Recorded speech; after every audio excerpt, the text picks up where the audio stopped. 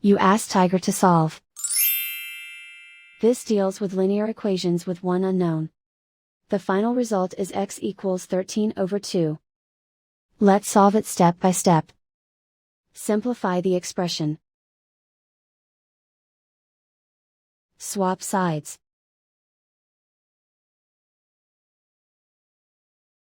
Group all constants on the right side of the equation. Add 3 to both sides. Simplify the arithmetic.